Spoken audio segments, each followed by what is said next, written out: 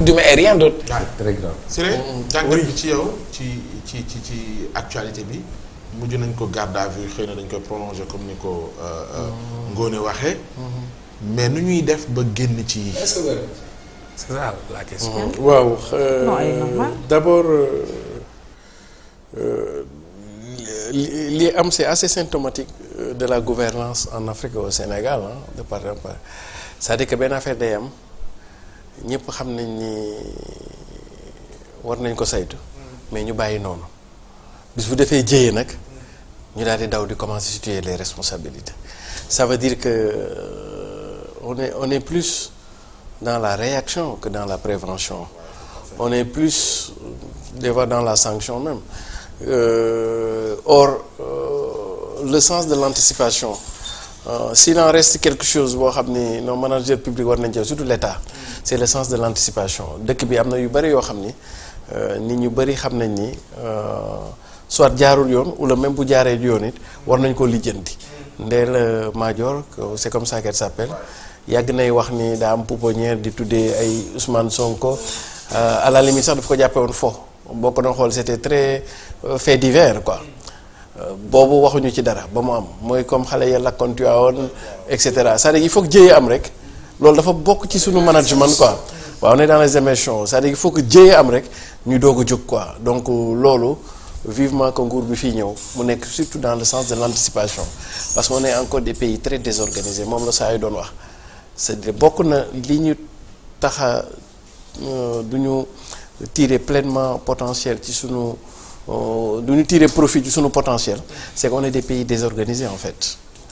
tout à fait c'est-à-dire que tant qu'on est désorganisé excusez-moi du terme indiscipliné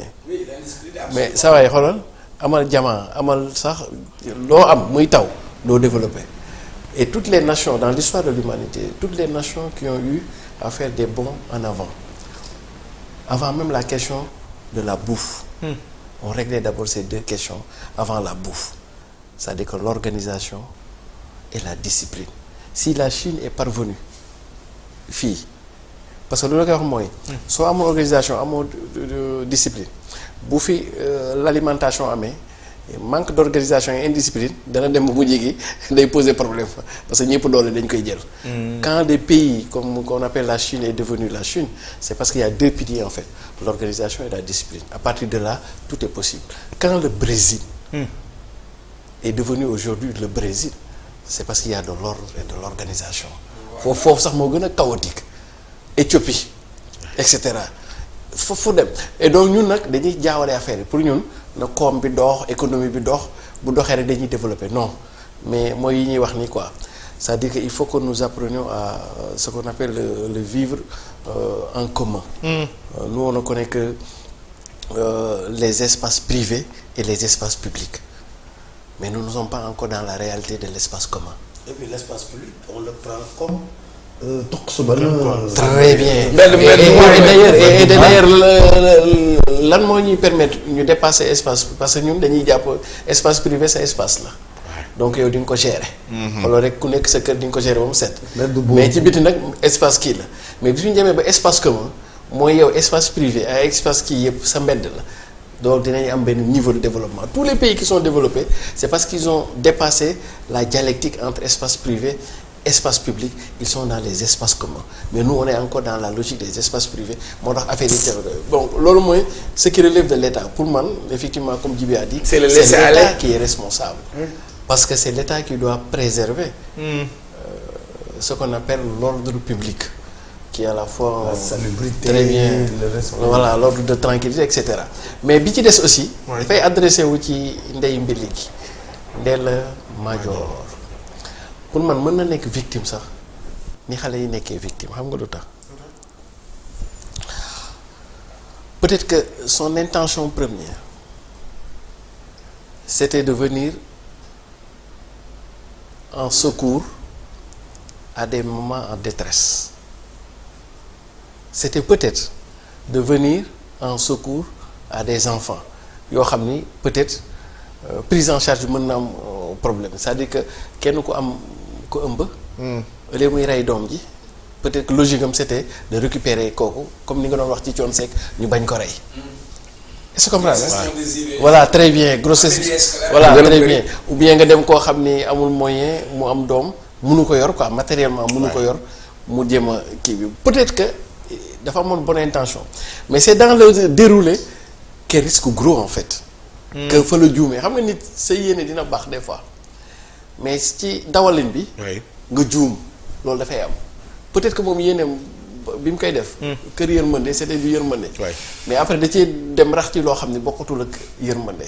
est-ce que comprendre Ah. parce que xam nga lu tax kii daf koy wax pourquoi il risque gros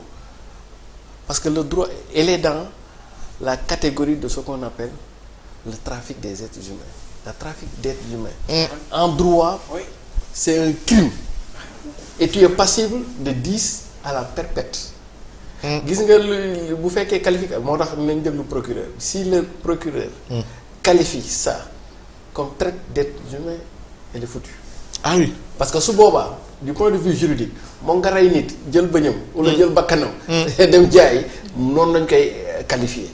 parce que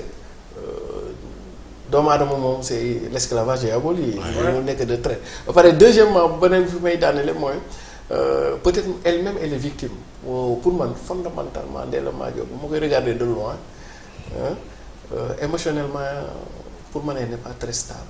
psychologiquement aussi pour man elle est très stable te ay actam daf la koy wan gis nga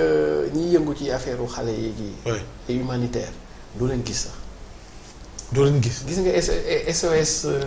village ouais est-ce que di nga fa gis benn xale yi ñu la SOS est-ce que di nga gis sax souvent kenn daam koy bi sant liggéey Mbow daam bi sant Mbow te mu yore kii. Anta Mbow te ngeen jàppale wu ko. Empire ngeen des jël enfants. ko. Empire des enfants est-ce que di nga fa gis ay yenn Elle vidéo fait un ñu lay excellent wan boulot. Empire des enfants et boo ko cetera duggee sax dañ lay wax ne bul photo xale yi. voilà très bien d'ailleurs sax téléphone sax da nga koy bàyyi ci buntu le droit de l'image très bien ça veut dire que Pouponnière bu- su ma su ma xoolee ñiy yëngutu ci affaire humanitaire ak affaire xale ni ñu effacé woo ak Ndella Madior nu mu bëggee médiatisation ci ay affaires yii nii c'est-à-dire que bu ma koy seetaan ak yooyu ngay wax noonu dafa mel ni comme si c'était un jeu quoi mooy kii tuddee nañ ko Sonko kii tuddee nañ ko et cetera yooyu yëpp ay xeetu dóor la rek. waaw non non c'est-à-dire mën na sax non am non bu dañuy dóor waxtaan li mën na Sénégalais nekk di wax aussi man mën na sama xalaat la yëpp ay dóor la rek. mën na nekk aussi un état psychologique défaillant attention mën na bañ a nekk rek ay dóor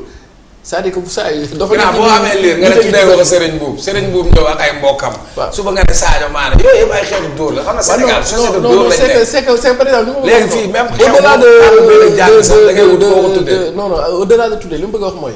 su fekkoon nit ku émotionnellement stable psychologiquement stable moom au-delà de affaire yooyu xaalis ak tuddee tur ak yooyu xam ne xale dana xam ne ñii ay xale nañ ay on doit les préserver Ouais.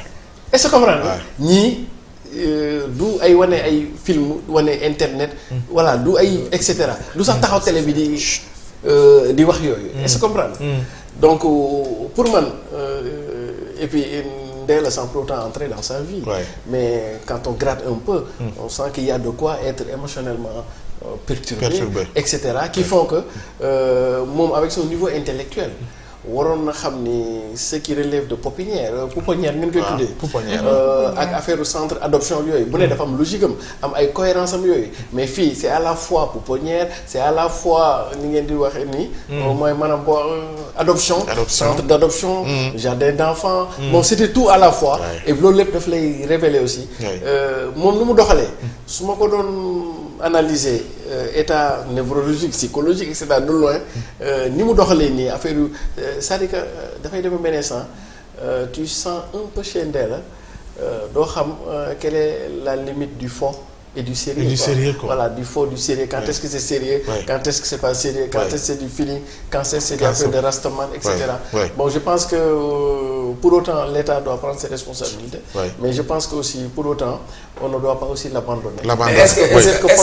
parce qu'il y a un vide yéenem rafetoon na mais peut-être que dafa juum. Oui, mais dafa jaawale li nga posé question noonu est-ce que c'est parce que y a un vide sur les défaillances des politiques publiques vis-à-vis de la protection de l'enfance c'est-à-dire bu fekkoon état bi tegoon na ay kuréel yoo xamante ni dina mën a recueillir xale yooyu espace boobu vide moo tax am ñoo xam ne loolu bëgg na ci am kër y a des initiatives privées. Oui. C'est-à-dire que état lu mu présent